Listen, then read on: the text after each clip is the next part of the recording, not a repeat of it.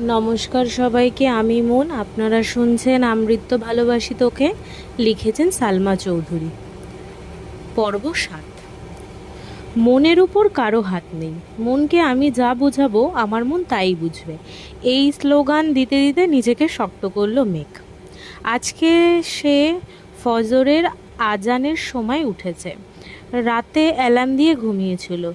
দিন যত যাচ্ছে পরীক্ষা তত কাছে আসছে, যেভাবেই হোক চান্স পেতে হবে। প্রথম টার্গেট মেডিকেল, দ্বিতীয় ঢাকা বিশ্ববিদ্যালয়।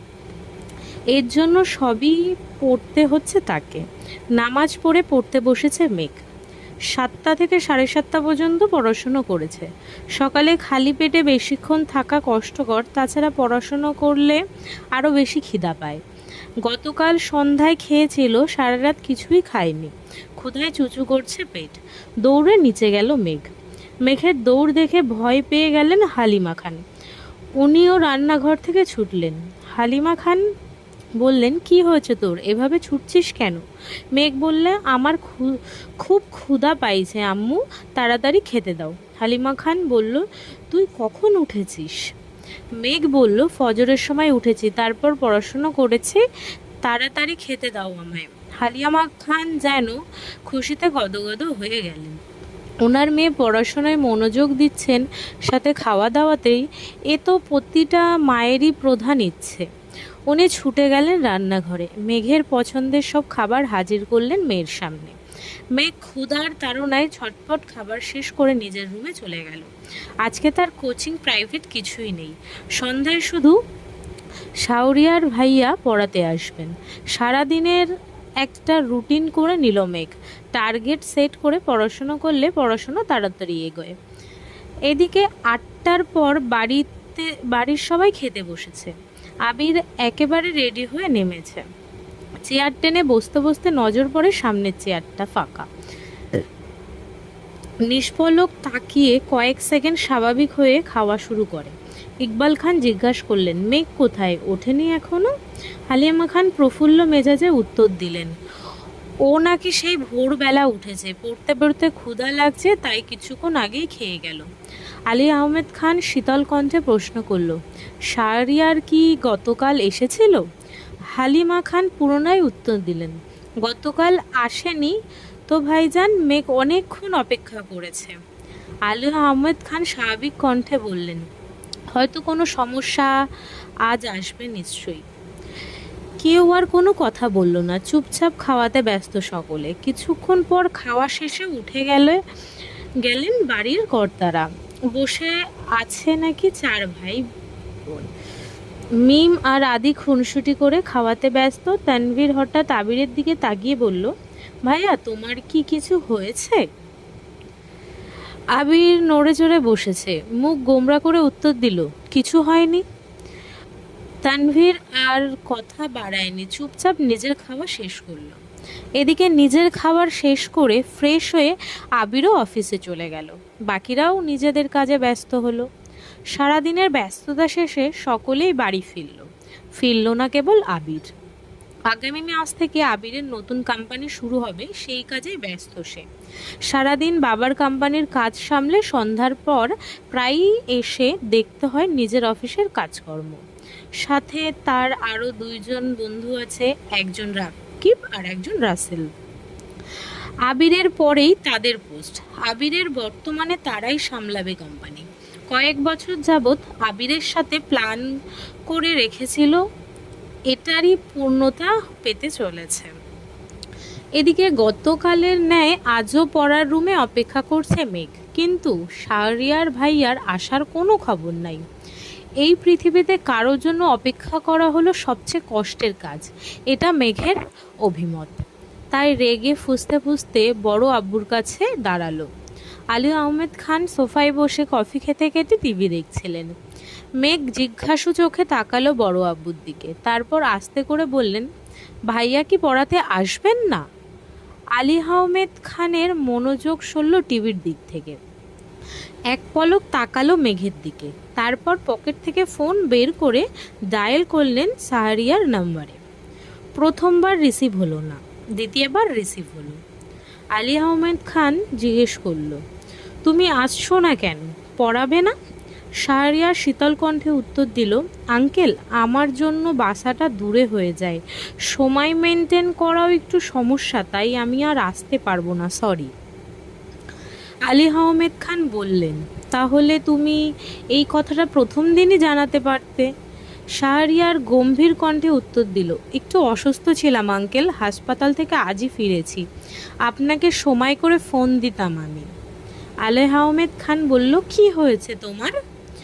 শাহরিয়ার তেমন কিছু না, হালকা ব্যথা পেয়েছি, দোয়া করবেন আঙ্কেল, আল্লাহ হাফেজ। আলী আহমেদ খান বললেন, সাবধানে থেকো, আল্লাহ হাফেজ। আলী আহমেদ খান মেঘকে জানালেন পড়াবে না। মেঘ কি বলবে বুঝে উঠতে পারল না, ঠায় দাঁড়িয়ে রইল সোফার পাশে। তখনই সিঁড়ি দিয়ে নামছিল তানভীর। মেঘের কাছে দাঁড়িয়ে প্রশ্ন করল, এখানে দাঁড়িয়ে আছিস কেন? মেঘ মাথা নিচু করে পাতলা অধর নেড়েচেড়ে বলে, শাহরিয়ার ভাইয়া পড়াবেন না আমায়। তানভীর বলল, তাতে মন খারাপ করার কি আছে, মানুষের সমস্যা থাকতেই পারে। মেঘ চোখ তুলে তাকালো ভাইয়ার পানে। তানভীর বড় আব্বুর দিকে তাকিয়ে পুনরায় বলল, আমার একজন পরিচিত আপু আছে, উনিও ভালো পড়ান জানি, আপনিও অনুমতি দিলে আমি কি কথা বলে দেখব? আলী আহমেদ খান তানভীরের দিকে তীক্ষ্ণ দৃষ্টিতে তাকালেন। হয়তো মনে মনে ভাবলেন, যেই ছেলে জীবনে পড়াশোনাই করে না সেই ছেলের আবার বোনের জন্য টিউটর খুঁজছে। মুখ ফুটে বললেন, দেখো তোমার মতো গর্ধব হয় না যেন। তানভীর হাসি মুখে বলল, এবার 2-1 দিন পড়ার পর মেঘের যদি মনে হয় পড়বে তাহলেই ফিক্সড করব।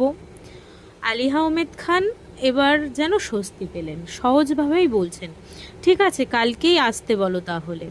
তানভীর আর কথা না বাড়িয়ে চুপচাপ বের হয়ে গেল বাসা থেকে।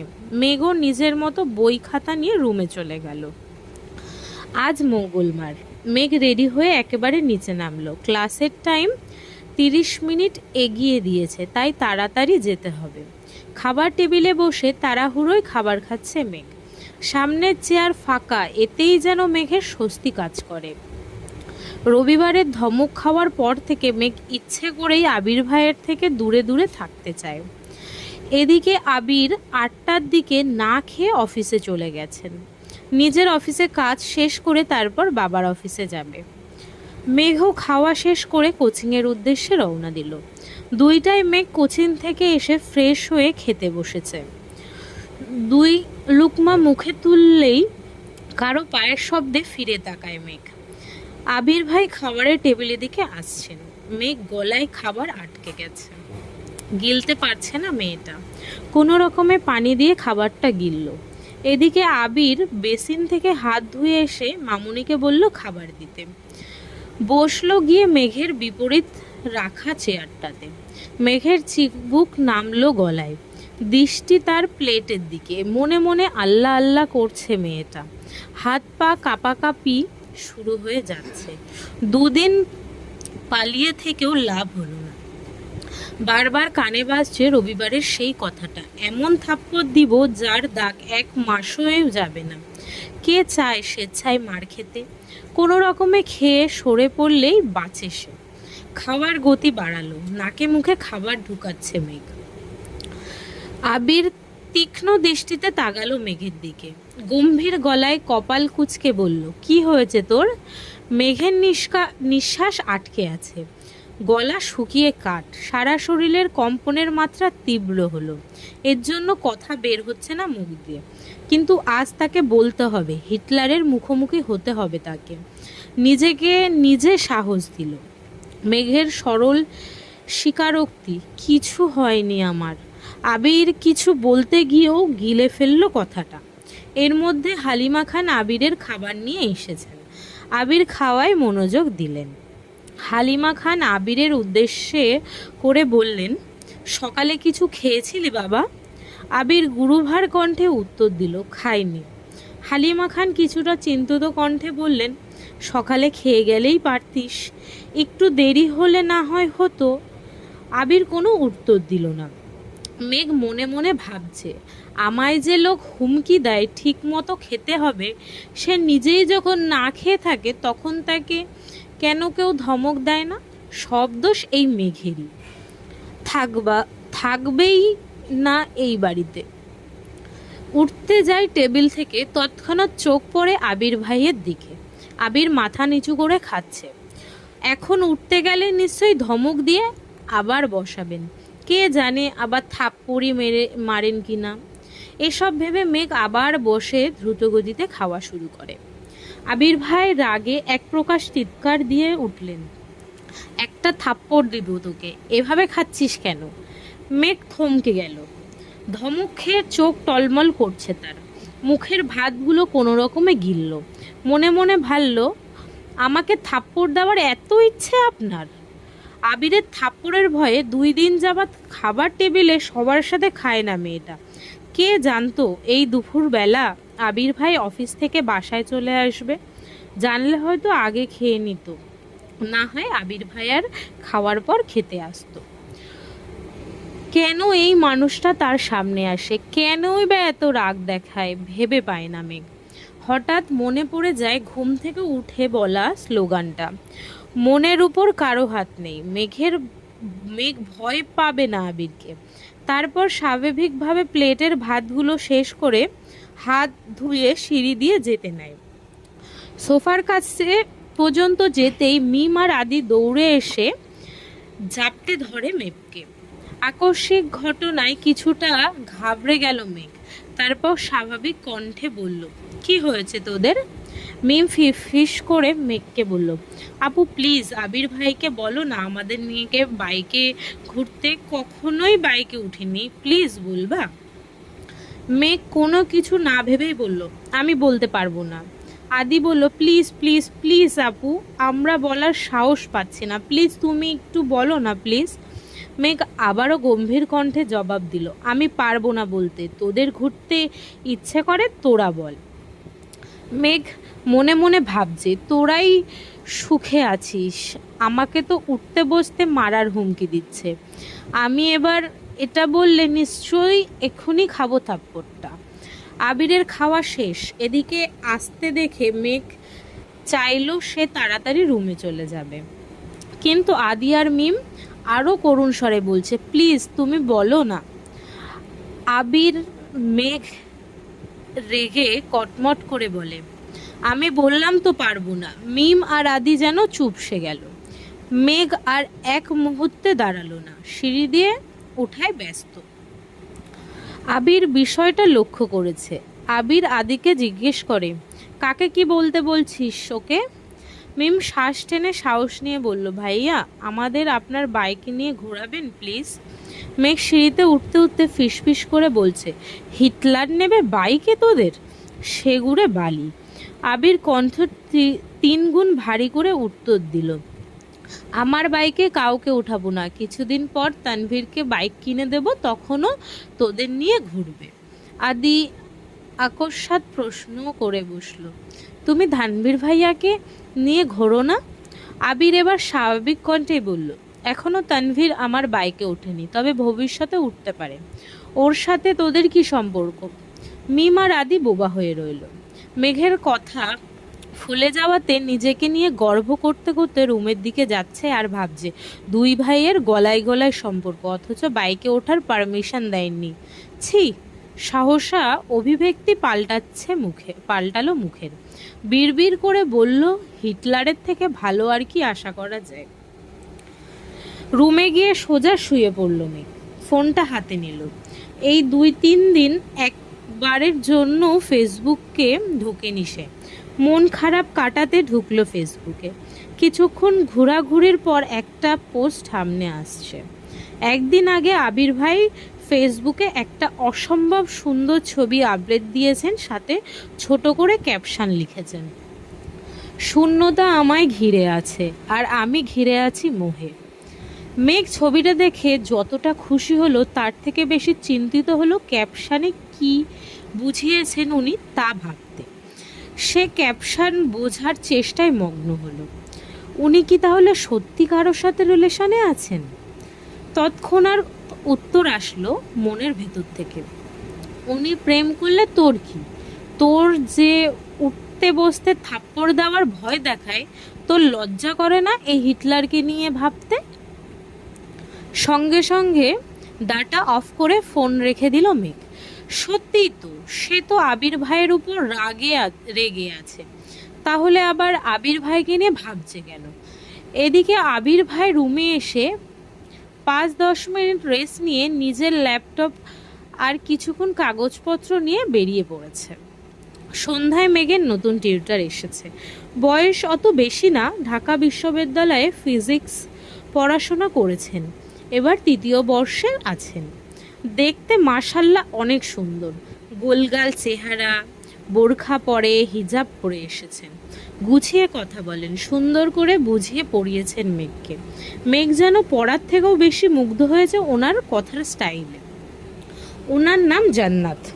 মেঘের ওনাকে এতই ভালো লেগেছে যে 2 দিন পড়া পর্যন্ত অপেক্ষা করতে পারল না। জান্নাত আপু চলে যাওয়ার সঙ্গে সঙ্গে ছুটে গেলেন বড় আব্বুর কাছে, জানালেন ওনার কাছেই পড়বে সে। আলী আহমেদ খান যেন কিছুটা নিশ্চিন্ত হলেন। তারপরও মেঘকে বললেন, কখনো যদি মনে হয় তোমার পড়ার ঘাটতি হচ্ছে তাহলে আমি নতুন টিউটর আনবো, তুমি চিন্তা করো না, পড়াশোনায় মনোযোগ দাও। মেঘ ঠিক আছে বলে নিজের রুমে চলে গেল। রাতের সবাই একসাথে খাওয়া দাওয়া করলো, কিন্তু আবির নেই।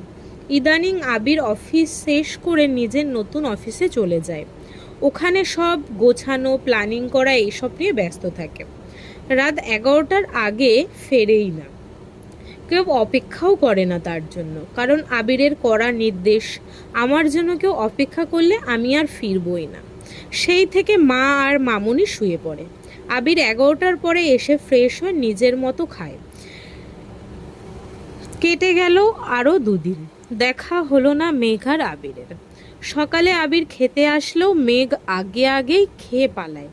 সে আবির ভাইয়ের মুখোমুখি হতে চায় না।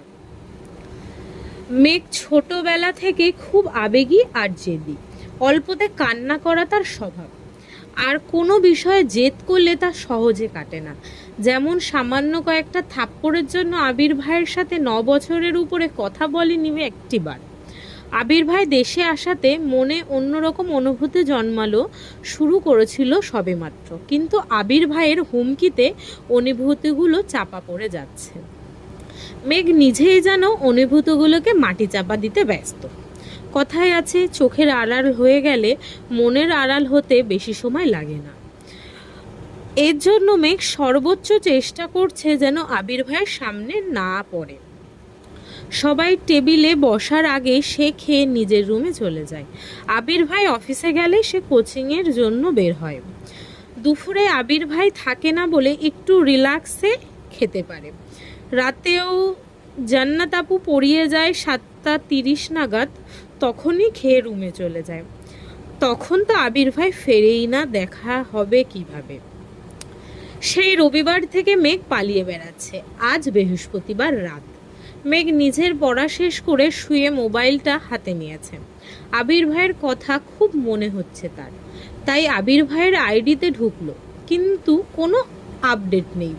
মনের ভিতরটা কেমন জানি মোচড় দিল মেঘের। মঙ্গলবার দুপুর খেতে বসেছিল একসাথে, তারপর আর দেখাই হয়নি। মেঘের খুব ইচ্ছে করছে আবির ভাইকে দেখার, মনকে কোনোভাবেই শান্ত করতে পারছে না। মনের জোরগুলো নিস্তেজ হয়ে পড়েছে। অনেকক্ষণ মনকে বুঝিয়ে ব্যর্থ হলো, তাই রুম থেকে বের হয়ে গুটি গুটি পায়ে এগিয়েছে আবির ভাইয়ের রুমের দিকে। রাত তখন 11টার উপরে। ড্রয়িং রুমে একটা হালকা আলোর বাল্ব জ্বলছে, পুরো বাড়ি অন্ধকার। মেঘ আবির ভাইয়ের রুমের সামনে দাঁড়ালো। দরজা চাপানো, আস্তে করে ধাক্কা দিল মেঘ। চেক করতে চাইছিল খোলা কি বন্ধ। মেঘের হালকা ধাক্কাতেই খুলে গেল দরজা। কিছুটা ঘাবড়ে গেল মেঘ। যদি আবির ভাই রুমে থাকেন তাহলে আজ থাপ্পড় নিশ্চিত।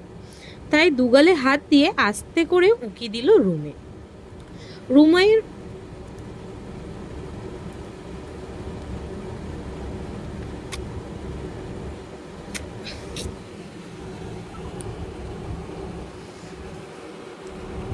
সরি, একটু আটকে গেছি, একভাবে পড়ছি সেই কারণে আটকে গেছি।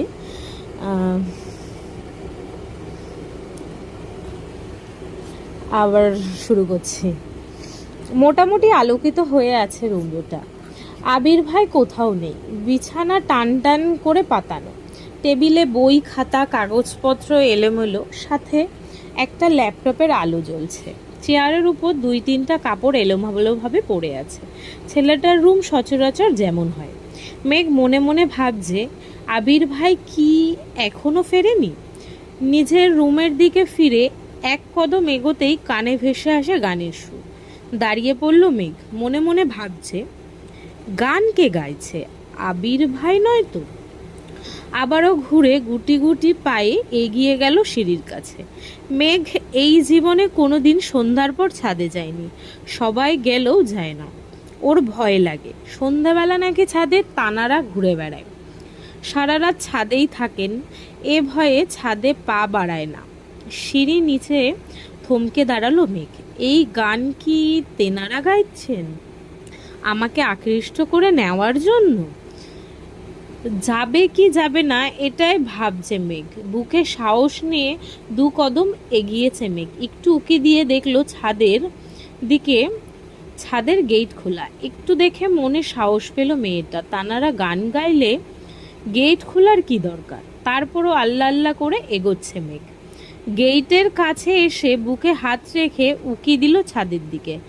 ছাদের এক কর্নারে নজর পড়ল, চেয়ারের উপর হেলান দিয়ে বসে আছে কেউ একজন। ছাদের উপর থেকে মেঘ সরে যেতেই স্পষ্ট বোঝা গেল এটা আবির ভাই। মেঘ নিস্তব্ধ হয়ে দাঁড়িয়ে পড়ল। এত রাতে আবির ভাই ছাদে কি করেন? কৌতূহল হলো মেঘের। আগে কি গান গেয়েছে তা মেঘ বুঝতে পারেনি, নিচ থেকে শুধু সুরটাই শুনেছে। এখন আবির ভাই নীরব। কয়েক মুহূর্ত পর আবির ভাই আবার শুরু করলো, ছোট্ট বুকে মেঘ জমিয়ে কেন রে কাঁদিস পাখি, তুই ফিরবি বলে আমি কেমন সন্ধ্যা নামায় রাখি, ছোট্ট তোর ওমের ডানায় নাক ঘষতে দিবি নাকি কি। যাই হোক, এটা একটা গান, আমি গানটা করতে পারলাম না, সুর দিতে পারলাম না। যাই হোক, বুকের ভেতর ঘুলঘুরিতে একলা পাখি হবি। মেঘ উদ্বিগ্ন নয়নে তাকিয়ে আছে আবির ভাইয়ের দিকে। ছেলেদের গান শিখতে হয় না, তারা খালি গলাতে গান গাইলেই যেন অসম্ভব সুন্দর লাগে। মেঘ মুগ্ধ হয়ে আবিরের গান শুনছে। আবির ভাই একই রিলিক্স বারবার গাওয়াতে গানে মনোযোগ দিল মেঘ। নিজেকে নিজে প্রশ্ন করলো মেঘ, এই গান কাকে উদ্দেশ্য করে গাইছেন উনি? আমাকে নিয়ে নয় তো? এটুকু বলতেই মুখে হাসি ফুটলো মেঘের। তৎক্ষণাৎ মনে হলো, উনি আমাকে নিয়ে কেনই গান গাইবেন? আমি কে? তানভীর ভাই তো সেদিন বলল আবির ভাইয়ের জীবনে কেউ আছে, তাহলে কি তার কথা ভেবেই গাইতেছেন? সঙ্গে সঙ্গে হাসি গায়েব হয়ে গেল মেঘের। নিস্তব্ধ আখিতে তাকিয়ে আছে সে। বুকের বাঁ পাশে হালকা ব্যথা অনুভব হলো। ওনার মনে সত্যি অনেক দুঃখ, না হয় এমন গান কেউ গায়। এর মধ্যে আবির ভাইয়ের গান থেমে গেল। কিছুক্ষণ নীরব থেকে পকেট থেকে একটা সিগারেট বার করে ঠোঁটে ধরালো। আগুন দিয়ে জ্বালানো সেই সিগারেট। এদিকে মেঘের মাথায় আকাশ ভেঙে পড়েছে। নিজের চোখে বিশ্বাস করতে কষ্ট হচ্ছে। আবির ভাই সিগারেট খান? দাঁড়িয়ে থাকার শক্তিটুকু পারছে না অষ্টাদশী। আকস্মাৎ দরজার ওখানেই বসে পড়েছে সে। মেঘের জাত শত্রু হলো সিগারেট। যেখানে সিগারেটের গন্ধ মেঘ সহ্য করতে পারে না, সিগারেটের গন্ধে তার শ্বাসকষ্ট হয়ে যায়, সেখানে আবির ভাই সিগারেট খাচ্ছেন, এটা যেন মেঘ মানতেই পারছে না। অষ্টধায় উল্টে নীরবে চোখের জল ফেলে অষ্টাদশী। যাকে সে মিস করছিল, এতক্ষণ তাকে দেখার জন্য উদ্বেগ ছিল, তাকে খোঁজে এসে এরকম একটা দৃশ্য দেখবে তা সে কল্পনাও করেনি। অষ্টাদশীর মনটা নির্মমভাবে হত্যা করেছে আবির ভাই। আবির ভাই অষ্টাদশীর মনে আর বসন্তের ফুলের মতো ফুটবে না। আবির ভাইয়ের প্রতি খুব রাগ হলো মেঘের। রাগের সাথে কান্নার মাত্রাও বাড়তে লাগলো। ছাদের দরজায় পাশে বসেই ফুপিয়ে ফুপিয়ে কাঁদছে মেঘ।